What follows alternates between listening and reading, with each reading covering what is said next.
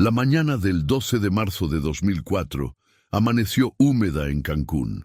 El calor pegajoso se adhería a la piel como una segunda capa y las calles de la colonia Región 94 comenzaban a despertar con el ruido habitual de los camiones de basura y los vendedores ambulantes.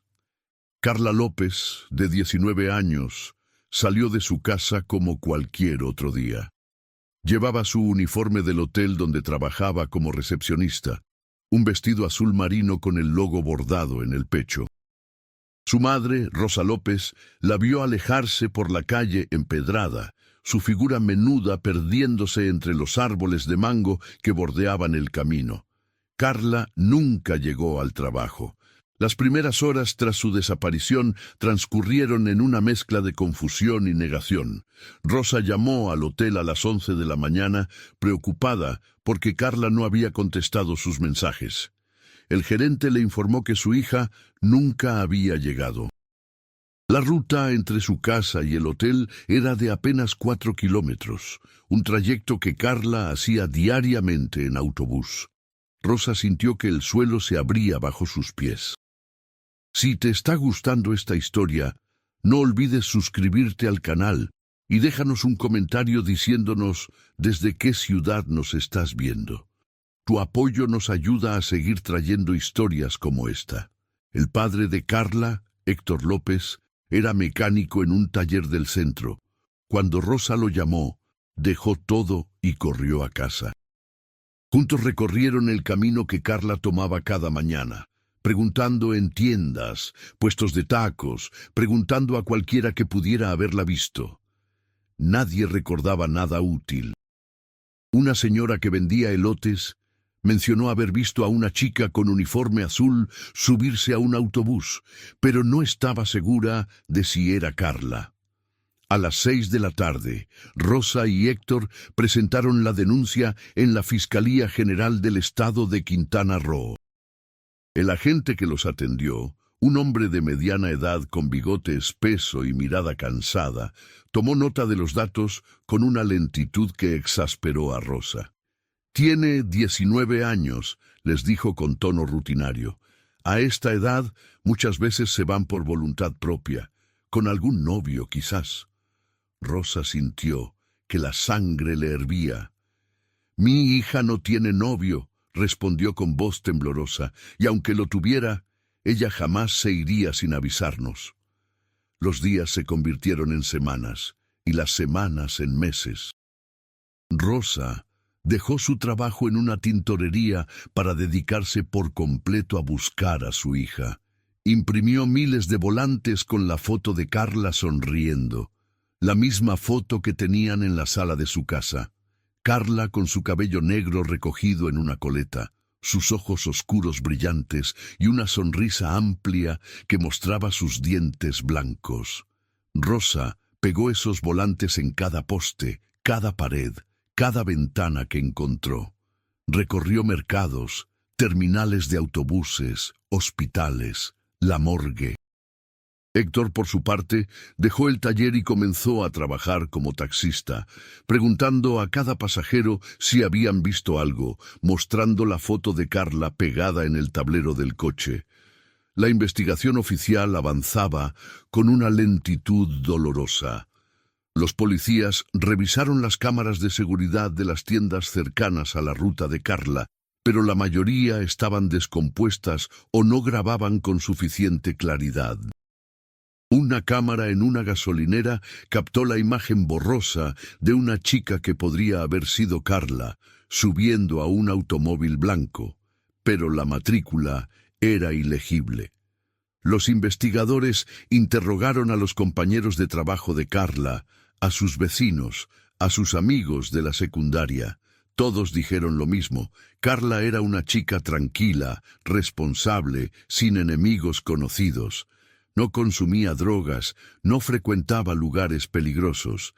Era, en todos los sentidos, una joven común con sueños comunes. Rosa comenzó a asistir a grupos de apoyo para familias de personas desaparecidas. En esas reuniones, celebradas en el salón de una iglesia con las paredes descascaradas y ventiladores viejos que apenas movían el aire caliente, escuchó historias que le partieron el corazón. Madres que llevaban años buscando a sus hijos, padres que habían vendido todo para contratar investigadores privados, hermanos que dedicaban cada momento libre a rastrear pistas. Allí conoció a Mónica Guerrero, una mujer de Playa del Carmen cuya hija de 23 años había desaparecido 2 años antes. Mónica se convirtió en su aliada más cercana, su confidente, la única persona que realmente entendía el infierno que vivía. Juntas organizaron marchas por las calles de Cancún, exigiendo atención a los casos de personas desaparecidas. Llevaban pancartas con las fotos de sus hijas, gritaban consignas, bloqueaban avenidas. Los medios locales cubrieron algunas de las protestas, pero el interés era efímero. En una ciudad donde el turismo lo era todo, las historias de desapariciones eran incómodas, manchaban la imagen paradisíaca que se vendía al mundo. Las autoridades prometían investigar, pero las promesas se evaporaban como el rocío bajo el sol del mediodía. Pasaron 2 años, luego 3, luego 5. La vida continuaba alrededor de Rosa, pero para ella el tiempo se había detenido el 12 de marzo de 2004.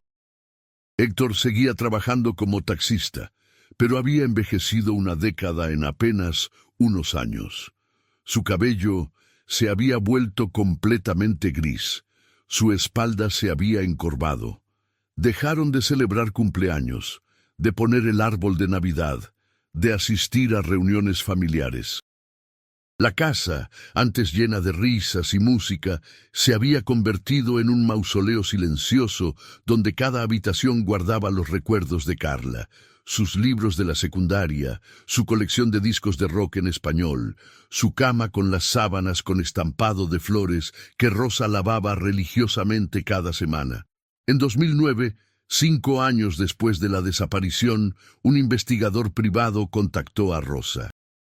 Se llamaba Fernando Salazar, un ex policía judicial que había dejado la corporación desilusionado con la corrupción y la ineficiencia del sistema. Fernando había escuchado sobre el caso de Carla y quería ayudar, aunque no podía prometer resultados. Rosa y Héctor reunieron sus ahorros y contrataron sus servicios. Fernando comenzó a revisar el caso desde cero, entrevistando nuevamente a testigos, revisando documentos, siguiendo pistas que la policía había descartado. Después de 6 meses de trabajo, Fernando descubrió algo inquietante. El día de la desaparición de Carla, un hombre llamado Ernesto Villarreal había sido visto en la zona. Villarreal era un empresario dueño de varios bares y clubes nocturnos en la zona hotelera de Cancún, conocido por sus conexiones con políticos locales y por los rumores de actividades ilícitas. Fernando investigó más a fondo y encontró que Villarreal había sido mencionado en al menos 3 casos de desapariciones de mujeres jóvenes en Cancún y Playa del Carmen entre 2002 y 2006, pero nunca había sido formalmente investigado. Cuando Fernando intentó obtener más información oficial sobre Villarreal, se encontró con puertas cerradas y amenazas veladas. Un antiguo colega le advirtió que dejara el caso, que estaba metiéndose en asuntos que no le convenían. Rosa y Héctor sintieron una mezcla de esperanza y terror al escuchar esto. Por primera vez en años, tenían una pista concreta, un nombre, una dirección hacia la cual mirar, pero también comprendían que estaban enfrentándose a algo mucho más grande y peligroso de lo que habían imaginado. Fernando les aconsejó prudencia. Si vamos directamente contra Villarreal sin pruebas sólidas, les dijo, no solo perderemos la oportunidad de encontrar a Carla, sino que podríamos ponernos en peligro. Durante los siguientes meses, Fernando trabajó en silencio, recopilando información, construyendo un caso. Pero en julio de 2010, su cuerpo fue encontrado en un camino de terracería en las afueras de Cancún. Oficialmente, fue declarado un accidente automovilístico. Extraoficialmente, todos sabían que había sido asesinado. Rosa lloró la muerte de Fernando como si fuera un miembro de su familia. Había sido el único que realmente había intentado ayudarles, el único que había creído en ellos. Después de la muerte de Fernando, Rosa y Héctor cayeron en una profunda depresión.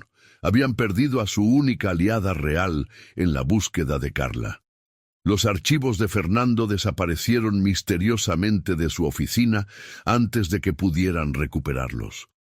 Todo el trabajo, todas las pistas, todo se había evaporado. Rosa consideró rendirse, dejar de buscar, aceptar que Carla se había ido para siempre. Pero cada vez que miraba la foto de su hija en la sala, algo en su interior se revelaba. No podía rendirse, no mientras hubiera un gramo de esperanza. Los años continuaron pasando. 2012, 2015, 2018. El caso de Carla López se sumó a la lista interminable de personas desaparecidas en México, un número que crecía cada año, cada mes, cada día. Rosa envejeció prematuramente, su cabello se volvió blanco, su rostro se llenó de arrugas profundas. Héctor desarrolló diabetes y problemas cardíacos, pero nunca dejaron de buscar. Cada pista, por insignificante que pareciera, la seguían. Cada rumor, cada llamada anónima, cada mensaje en redes sociales que mencionara a alguien parecido a Carla, lo investigaban. En 2019, Mónica Guerrero, la amiga de Rosa del grupo de apoyo, recibió noticias de su hija. Había sido encontrada viva en Chiapas, retenida en una red de trata de personas que había sido desmantelada por las autoridades federales. La noticia llenó a Rosa de una esperanza renovada. Si la hija de Mónica había aparecido después de 17 años, quizás Carla también podría aparecer. Quizás no todo estaba perdido. El mundo cambió drásticamente en 2020 con la llegada de la pandemia. Las calles se vaciaron, las búsquedas se detuvieron, las oficinas de gobierno cerraron. Rosa y Héctor se encerraron en su casa, aterrorizados por el virus, pero más aterrorizados por la posibilidad de morir sin saber qué le había pasado a su hija. Durante esos meses de confinamiento, Rosa comenzó a usar Internet de manera más activa. Su sobrina le enseñó a navegar en Facebook, Instagram, YouTube. Rosa comenzó a buscar obsesivamente en estas plataformas, revisando millones de fotos, videos, perfiles. Sabía que era como buscar una aguja en un pajar, pero no podía quedarse quieta. La noche del 15 de abril de 2020, Rosa estaba en su habitación, con su computadora portátil vieja en el regazo, revisando videos en YouTube. No buscaba nada en particular. Simplemente dejaba que la plataforma le sugiriera contenido. Así fue como terminó viendo un partido de fútbol del Chelsea, el equipo inglés. Rosa no entendía nada de fútbol. Estaba a punto de cambiar de video cuando algo en la pantalla captó su atención. Durante una toma panorámica del estadio, la cámara enfocó brevemente a una sección de los espectadores. Entre el mar de rostros, Rosa vio algo que hizo que su corazón se detuviera. Una mujer. De unos 35 años, cabello negro, rostros marcados por el tiempo pero con rasgos inconfundibles. Era Carla. Rosa estaba segura. La mujer usaba una bufanda azul del Chelsea y aplaudía junto a un hombre rubio y 2 niños pequeños. La toma duró apenas 3 segundos antes de que la cámara volviera al campo de juego. Rosa gritó. Héctor corrió a la habitación, pensando que algo malo había pasado. Con manos temblorosas, Rosa rebobinó el video una y otra vez, pausándolo en el momento exacto. «Es ella», repetía con voz quebrada. «Es nuestra Carla». Héctor se puso los lentes, acercó su rostro a la pantalla. Las lágrimas comenzaron a rodar por sus mejillas. Después de 16 años de búsqueda, de dolor, de noches sin dormir, ahí estaba su hija, viva, en la pantalla de una computadora. Pero la alegría inicial rápidamente se mezcló con una avalancha de preguntas. ¿Cómo había llegado Carla a Londres? ¿Quién era el hombre a su lado? ¿Eran esos niños sus hijos? ¿Por qué nunca había contactado a sus padres? ¿Había sido secuestrada y trasladada al extranjero? ¿O se había ido por voluntad propia? Rosa sintió que el mundo giraba a su alrededor. Tomó capturas de pantalla del video, amplió la imagen todo lo que pudo. Sí, definitivamente era Carla. Tenía una pequeña cicatriz en la ceja izquierda, la misma que Carla se había hecho cuando tenía 8 años al caerse de una bicicleta. Durante los siguientes días, Rosa y Héctor no durmieron. Contactaron a la Embajada de México en el Reino Unido, a organizaciones de derechos humanos, a periodistas, a abogados. Enviaron las capturas de pantalla a todas partes, pidiendo ayuda para localizar a Carla. La historia comenzó a circular en redes sociales. Miles de personas compartieron las imágenes. El caso se volvió viral. Los medios británicos se interesaron en la historia. Un periodista del diario The Guardian publicó un artículo detallado sobre la desaparición de Carla López en 2004 y su posible aparición en un partido del Chelsea 16 años después. La presión mediática funcionó.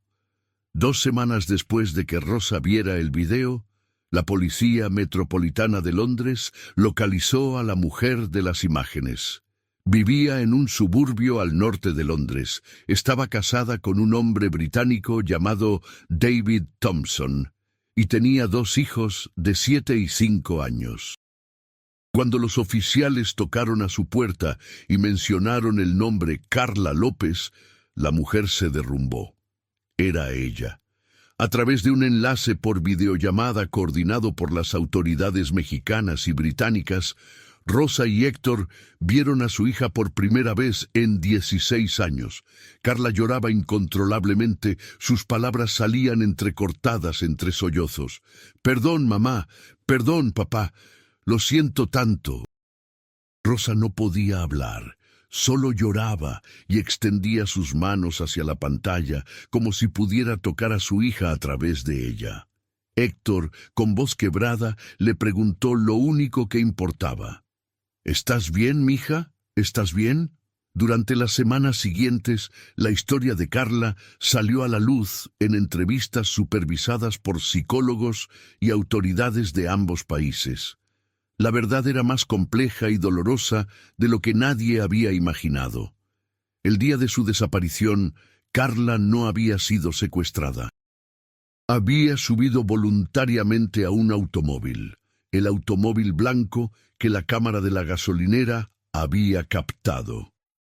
El conductor era un turista británico llamado Peter Collins, un hombre de 35 años que había conocido a Carla 2 semanas antes en el hotel donde ella trabajaba. Peter le había hablado de Londres, de las oportunidades, de una vida mejor. Le había prometido llevarla consigo, conseguirle un trabajo, ayudarla a estudiar.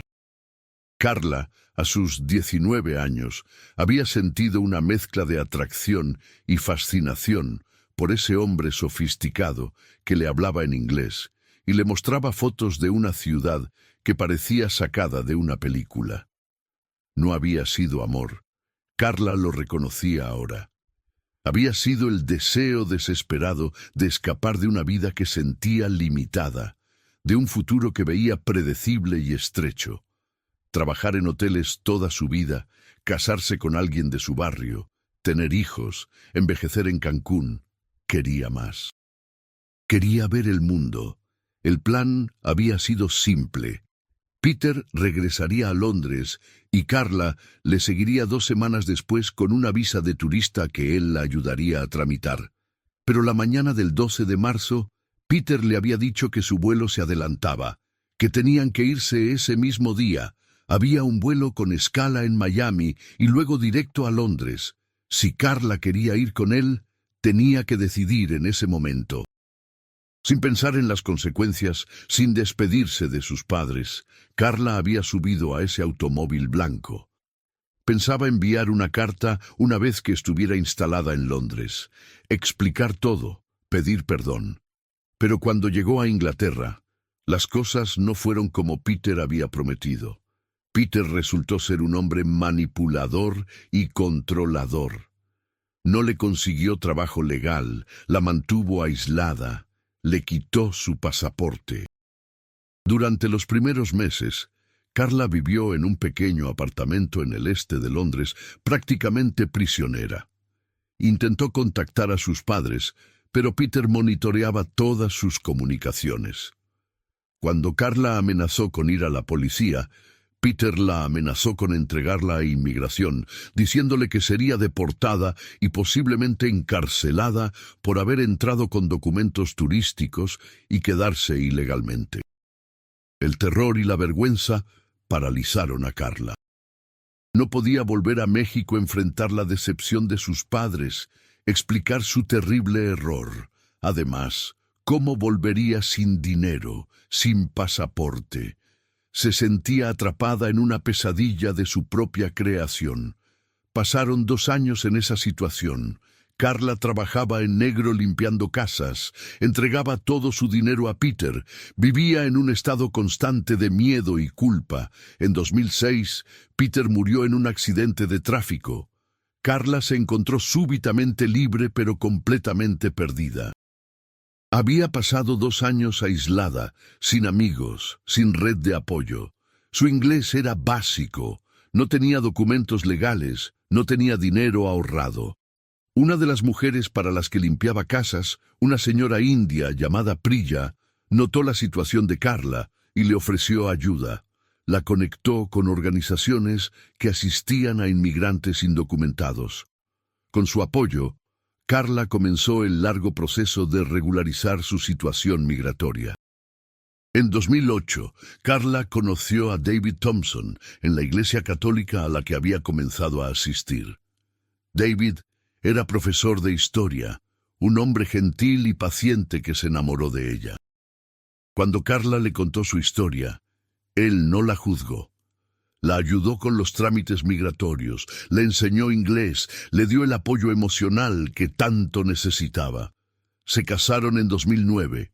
Carla obtuvo la residencia legal a través del matrimonio. Tuvieron a su primer hijo en 2013, el segundo en 2015. Durante todos esos años, Carla pensaba en sus padres cada día. La culpa era un peso que cargaba constantemente. Había intentado buscarlos en Internet varias veces, pero el miedo la paralizaba. ¿Cómo podría explicar lo que había hecho? ¿Cómo podría justificar 16 años de silencio? Se convenció de que era mejor para ellos pensar que había muerto, que seguir adelante con sus vidas, que no cargar con el peso de su traición. Era un razonamiento retorcido, lo sabía, pero la culpa y la vergüenza habían distorsionado su capacidad de pensar con claridad. Cuando los oficiales de policía tocaron a su puerta y le mostraron las imágenes del video, el mundo cuidadosamente construido de Carla se desmoronó. Ya no podía esconderse, sus padres la habían encontrado, y contrario a sus peores temores, lo primero que vieron en sus ojos no fue rechazo o ira, sino amor puro y aliviado. Las autoridades británicas y mexicanas trabajaron coordinadamente para facilitar el reencuentro. En junio de 2020, con las restricciones de la pandemia ligeramente relajadas, se organizó un viaje. Rosa y Héctor volaron a Londres, un viaje que pagaron vendiendo el taxi de Héctor y pidiendo préstamos a familiares. No les importaba la deuda. Iban a ver a su hija. El reencuentro tuvo lugar en un hotel cerca del aeropuerto de Heathrow, supervisado por psicólogos y trabajadores sociales. Cuando Rosa y Héctor entraron a la habitación y vieron a Carla de pie junto a la ventana, el tiempo se detuvo.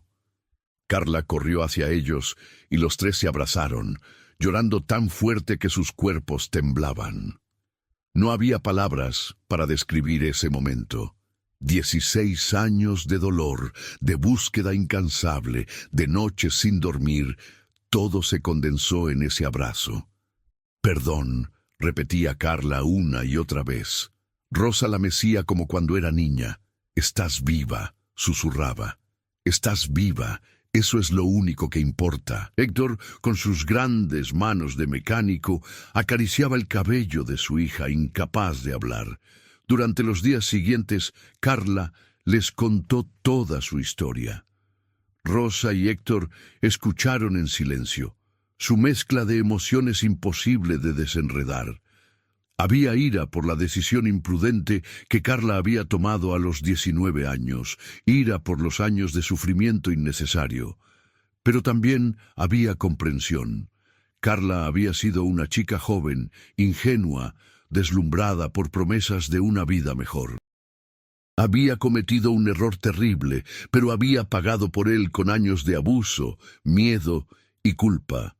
Conocieron a David y a sus nietos. David resultó ser exactamente lo que parecía. Un buen hombre que amaba a Carla y había construido una familia sólida con ella. Los niños, Charlie y Emma, hablaban solo inglés y al principio eran tímidos con estos abuelos que aparecieron súbitamente en sus vidas.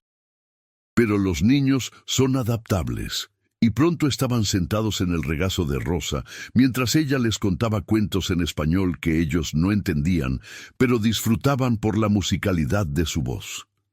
La familia tuvo que enfrentar cuestiones legales complejas.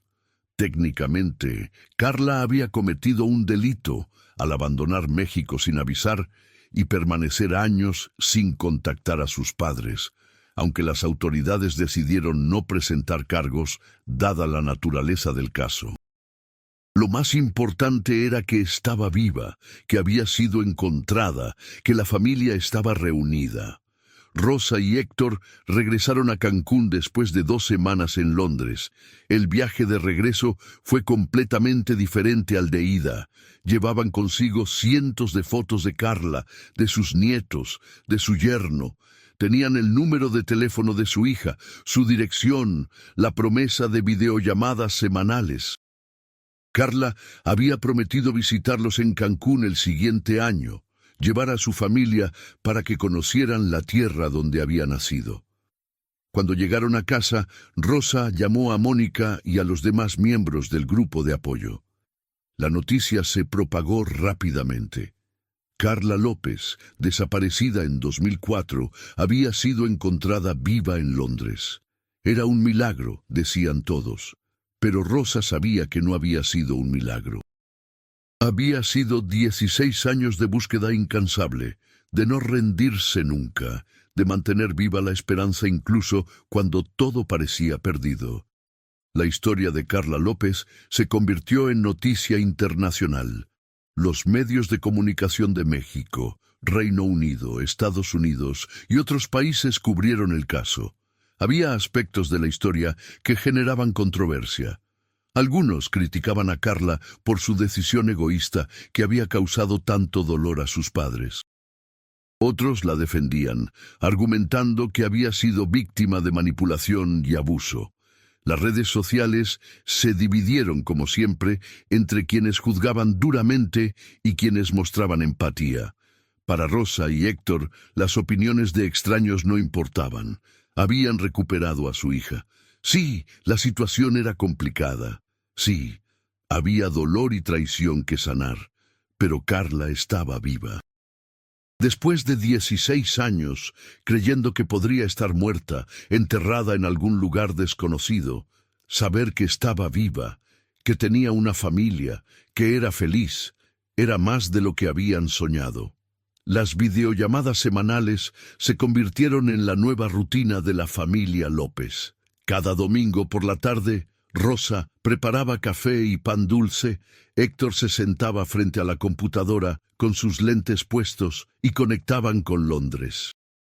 Veían a sus nietos crecer, aprendían palabras en inglés, escuchaban a Carla hablar de su vida. Carla había empezado a trabajar como traductora freelance, aprovechando su bilingüismo. Los niños habían comenzado a aprender español con videos en YouTube y con las conversaciones con sus abuelos. En diciembre de 2021, Carla cumplió su promesa. Viajó a Cancún con David y los niños. Fue la primera vez que Carla pisaba suelo mexicano en 17 años. Cuando el avión aterrizó en el Aeropuerto Internacional de Cancún, Carla sintió una oleada de emociones abrumadoras. El calor húmedo, el olor a sal del mar, el sonido del español por todos lados. Todo le resultaba familiar y extraño a la vez. Rosa y Héctor esperaban en el aeropuerto con una pancarta que decía «Bienvenida a casa, Carla». Cuando la familia salió por las puertas de llegadas, se fundieron nuevamente en un abrazo. Esta vez había menos lágrimas y más risas. Charlie y Emma miraban todo con asombro, el calor, las palmeras, la gente. David se mantenía en un discreto segundo plano, feliz de ver a su esposa reconectando con sus raíces. Durante las 2 semanas que estuvieron en Cancún, Carla llevó a su familia a recorrer los lugares de su infancia, la escuela primaria donde había estudiado, la tienda de la esquina donde compraba dulces, la playa donde iba los domingos con sus padres. Presentó a David y a los niños a tíos, primos, viejos amigos. Cocinó para ellos comidas mexicanas que no había preparado en años: pozole, tamales, chiles rellenos. David y los niños probaron todo con entusiasmo, aunque los niños hicieron caras graciosas con los sabores picantes. Una tarde, Carla fue sola a la colonia Región 94, al lugar donde había abordado aquel automóvil blanco en marzo de 2004. Se quedó parada en la esquina durante largo rato, observando el flujo de la vida cotidiana. Niños jugando fútbol en la calle, mujeres cargando bolsas del mercado, hombres regresando del trabajo. Todo seguía igual, y a la vez todo había cambiado. Ella había cambiado. Carla pensó en la chica de 19 años que había tomado esa decisión impulsiva 17 años atrás. Quería abrazarla, advertirle, decirle que las decisiones que tomamos en un momento pueden alterar el curso completo de nuestras vidas. Pero también comprendía que no servía de nada lamentarse, no podía cambiar el pasado. Lo único que podía hacer era seguir adelante, honrar el amor incondicional de sus padres, ser una buena madre para sus hijos, construir puentes entre su vida en Londres y sus raíces en México. Antes de regresar a Inglaterra, Carla y sus padres visitaron el lugar donde habían colgado los primeros volantes con su foto en 2004. Increíblemente, todavía quedaban restos de algunos de esos papeles, descoloridos por el sol y la lluvia, apenas legibles. Rosa tocó uno de ellos con ternura. «Nunca perdí la esperanza», dijo. Carla la abrazó. «Lo sé, mamá, por eso estoy aquí». El caso de Carla López tuvo un impacto inesperado en México. Su historia inspiró a otras familias de personas desaparecidas a no rendirse nunca. Si Carla había aparecido después de 16 años, quizás sus seres queridos también podrían aparecer. El grupo de apoyo al que Rosa había asistido durante años experimentó una oleada de nuevos miembros. Mónica Guerrero, cuya hija también había sido encontrada, comenzó a dar charlas sobre la importancia de mantener la esperanza y continuar la búsqueda. Rosa se convirtió en una voz importante en el movimiento de familias de desaparecidos en Quintana Roo. Comenzó a colaborar con organizaciones nacionales e internacionales, compartiendo su historia, ofreciendo apoyo a otras madres que vivían el mismo infierno que ella había vivido. Había algo profundamente significativo en poder convertir su dolor en propósito, en usar su experiencia para ayudar a otros. La historia también generó conversaciones importantes sobre las razones por las que los jóvenes toman decisiones arriesgadas. Organizaciones educativas comenzaron a implementar programas para hablar con estudiantes sobre los peligros de irse con extraños, sobre la trata de personas, sobre las falsas promesas de oportunidades en el extranjero. El caso de Carla se convirtió en una herramienta educativa, una advertencia real sobre cómo un momento de imprudencia puede desencadenar años de consecuencias. Para Carla, la reconciliación con sus padres y su país natal fue un proceso gradual. La culpa no desapareció de la noche a la mañana. Había noches en las que se despertaba angustiada, pensando en todos los cumpleaños, las navidades, los momentos importantes que había perdido. Pensaba en su madre pegando volantes bajo el sol ardiente, en su padre preguntando a cada pasajero de su taxi si habían visto a su hija. El peso de ese sufrimiento era casi insoportable. Pero David la ayudó a entender que la culpa crónica no serviría a nadie. Lo hecho estaba. Lo importante ahora era construir hacia adelante, crear nuevos recuerdos, fortalecer los lazos que se habían restablecido. La terapia también ayudó. Carla comenzó a ver a una psicóloga especializada en trauma y reunificación familiar. A través de esas sesiones aprendió a perdonarse a sí misma, a reconocer que había sido una víctima también, aunque sus decisiones hubieran contribuido a su situación. En 2022, Rosa y Héctor viajaron a Londres para pasar la Navidad con la familia de Carla. Fue la primera Navidad que celebraban como familia completa en casi 2 décadas. Decoraron el árbol juntos, cocinaron una mezcla extraña pero deliciosa de platillos mexicanos y británicos, intercambiaron regalos. Charlie y Emma, ahora de 9 y 7 años, habían aprendido suficiente español para mantener conversaciones básicas con sus abuelos, ver a sus nietos hablar en español, abrazarlos, escuchar sus risas, llenó a Rosa y Héctor de una alegría que nunca pensaron que volverían a sentir. La noche de Navidad, después de que los niños se durmieron, los 4 adultos se sentaron en la sala con tazas de chocolate caliente.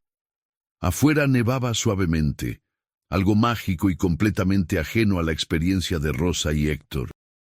Carla miró a sus padres, sus rostros surcados por arrugas que ella había ayudado a crear, y sintió una oleada de amor y gratitud. «Gracias por nunca dejar de buscarme», dijo con voz suave. Rosa tomó su mano. «Eres nuestra hija. Siempre lo fuiste. Siempre lo serás. Nada podría hacer que dejáramos de buscarte». Héctor, usualmente un hombre de pocas palabras, agregó: «Estos años fueron los más difíciles de nuestras vidas. Pero ahora, teniendo esto, teniéndote a ti, a David, a los niños, siento que valió la pena cada lágrima, cada noche sin dormir. Estamos completos de nuevo». David, conmovido por la resiliencia y el amor inquebrantable de esta familia, solo pudo asentir, sus propios ojos húmedos. Los años siguientes trajeron más visitas, más videollamadas, más fortalecimiento de los lazos familiares. Charlie y Emma crecieron con una comprensión profunda de sus raíces mexicanas. Aprendieron a hacer tamales con su abuela Rosa a través de videollamadas.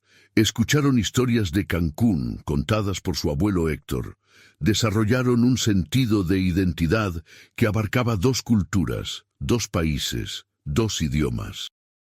En 2024, 20 años después de su desaparición, Carla escribió un libro sobre su experiencia. No fue fácil relatar los detalles dolorosos, exponer sus errores al escrutinio público, pero sentía que tenía una responsabilidad. Si su historia podía evitar que, aunque fuera una joven, tomara una decisión similar, valía la pena la incomodidad. El libro se tituló 16 años de silencio, mi viaje de Cancún a Londres y de regreso a casa. Se convirtió en un bestseller en México y fue traducido a varios idiomas. Las ganancias del libro fueron donadas a organizaciones que buscaban personas desaparecidas y que apoyaban a víctimas de trata de personas. Carla comenzó a dar charlas en escuelas y universidades, tanto en México como en el Reino Unido.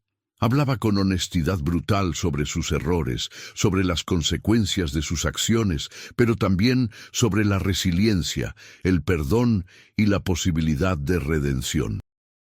Rosa continuó su trabajo con el grupo de apoyo en Cancún.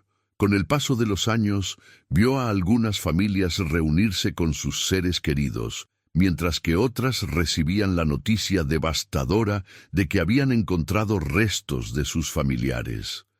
Para aquellas que aún buscaban, Rosa era un faro de esperanza. Si yo encontré a mi hija después de 16 años, les decía, ustedes también pueden encontrar a los suyos. Nunca se rindan. Héctor, ahora jubilado del trabajo de taxista, dedicaba su tiempo a ayudar a otras familias a distribuir volantes, organizar búsquedas, presionar a las autoridades. Junto con Rosa, se habían convertido en figuras respetadas en el movimiento de personas desaparecidas en Quintana Roo. Su historia, aunque excepcional en su final feliz, resonaba con miles de familias que vivían la misma pesadilla que ellos habían vivido. El impacto del caso se extendió más allá de lo personal.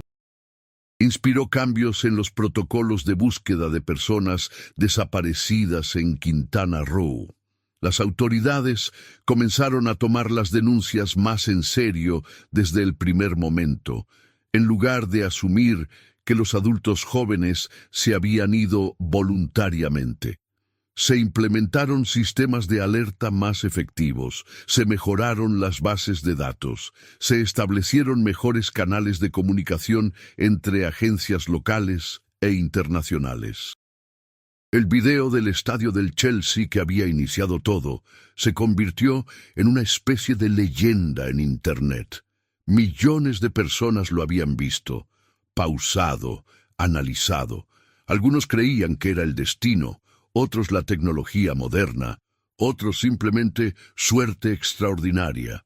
Para Rosa era la prueba de que nunca se debe perder la esperanza, de que los milagros, aunque raros, todavía ocurren. En marzo de 2025, 21 años después de su desaparición, Carla regresó a Cancún para una ceremonia especial. El gobierno municipal había decidido honrar a Rosa y Héctor López por su incansable búsqueda y su posterior trabajo en favor de otras familias de desaparecidos. La ceremonia se llevó a cabo en el Parque Central de Cancún ante cientos de personas. Familias de desaparecidos, activistas, autoridades, periodistas, todos se reunieron para celebrar esta historia de pérdida, dolor, perseverancia y finalmente reencuentro. Cuando Carla subió al estrado para hablar, miró al mar de rostros frente a ella. Vio a su madre y su padre en primera fila, sus rostros brillando de orgullo. Vio a David y a sus hijos, ahora adolescentes, sonriéndole con apoyo. Vio a Mónica Guerrero y a decenas de otras madres, padres, hermanos, que continuaban buscando a sus seres queridos, y sintió el peso de la responsabilidad, pero también un sentido profundo de propósito. Mi historia, comenzó Carla, su voz clara y firme, es una historia de errores, de consecuencias, de dolor inimaginable, pero también es una historia de amor incondicional, de esperanza inquebrantable, de nunca rendirse. Mis padres me buscaron durante 16 años sin una sola prueba de que yo seguía viva. Hubiera sido más fácil para ellos aceptar que había muerto, hacer un funeral, cerrar ese capítulo. Pero no lo hicieron. Siguieron buscando, día tras día, año tras año, y su perseverancia me salvó. Hizo una pausa, su voz quebrándose ligeramente con la emoción. A todas las familias que están aquí hoy buscando a sus seres queridos, les digo, no se rindan, sigan buscando, sigan esperando. Y a los jóvenes que están escuchando, las decisiones que tomamos importan. Un momento de imprudencia puede cambiar vidas para siempre. Piensen en las personas que los aman, en las consecuencias de sus acciones. No cometan el error que yo cometí. Cuando terminó su discurso, el parque estalló en aplausos. Rosa y Héctor subieron al estrado y abrazaron a su hija, los tres llorando abiertamente. Era un momento de cierre, pero también de comienzo. El dolor del pasado nunca desaparecería completamente, pero habían encontrado una manera de vivir con él, de transformarlo en algo significativo. Esa noche, la familia completa, incluyendo a David, Charlie y Emma, caminó por la playa de Cancún. La luna llena se reflejaba en las aguas del Caribe, las olas rompían suavemente en la orilla. Rosa y Héctor caminaban de la mano, algo que no habían hecho en años. Carla caminaba entre sus hijos, sus brazos sobre sus hombros. David tomaba fotos, capturando estos momentos preciosos. ¿Ves esa estrella de allá? Rosa le dijo a Emma, señalando al cielo. Cuando tu mamá desapareció, yo veía esa estrella cada noche y le pedía que la cuidara, que la protegiera donde quiera que estuviera. Emma miró la estrella, luego a su abuela. ¿Y funcionó?, preguntó con su español todavía imperfecto. Rosa sonrió, lágrimas rodando por sus mejillas. Sí, mija, funcionó. La historia de Carla López, la joven que desapareció en Cancún en 2004 y fue encontrada 16 años después en un streaming del Chelsea, se convirtió en parte del tejido cultural de México. Se enseñaba en escuelas como ejemplo de las consecuencias de decisiones impulsivas, pero también de la importancia de no perder la esperanza. Se convirtió en el tema de documentales, podcasts, obras de teatro. Pero más allá del interés mediático, en el corazón de la historia había una verdad simple y poderosa. El amor de una familia puede superar distancias imposibles, silencio de años, dolor indescriptible. Para Rosa y Héctor, los años de búsqueda habían sido los más oscuros de sus vidas, pero al final, esa oscuridad había sido vencida por la luz del reencuentro. No todos tenían la fortuna de tener un final feliz, lo sabían bien. Por eso valoraban cada momento con su hija y sus nietos, cada videollamada, cada visita, cada te amo intercambiado. Habían aprendido de la manera más difícil que nada en la vida es permanente, que las personas que amamos pueden desaparecer en un instante, que debemos valorar cada día que tenemos juntos. Y Carla, que había vivido durante años con el peso aplastante de la culpa, finalmente había encontrado paz. Había pedido perdón, había sido perdonada, había construido puentes entre su pasado y su presente, había aprendido que aunque no podemos cambiar nuestros errores, sí podemos elegir cómo vivir con sus consecuencias. Había elegido la honestidad, la vulnerabilidad, el servicio a otros. Y en ese proceso había encontrado una forma de redención. La última vez que la familia completa estuvo junta en Cancún fue en la primavera de 2025. Organizaron una pequeña fiesta en el patio de la casa de Rosa y Héctor. Asaron carne, prepararon salsas, pusieron música. Los vecinos pasaron a saludar, algunos que recordaban los días cuando Carla era una niña jugando en estas mismas calles. Hubo risas, lágrimas, abrazos, recuerdos compartidos. Era, en muchos sentidos, una celebración no solo del reencuentro, sino de la vida misma, con todas sus complejidades, sus dolores, sus alegrías.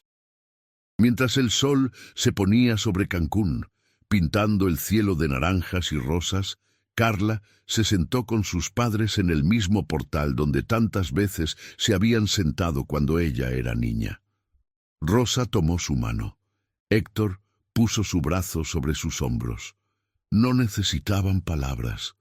Después de 21 años de ausencia, de búsqueda, de dolor, de reencuentro, de sanación, simplemente estar juntos era suficiente. Era más que suficiente. Era todo.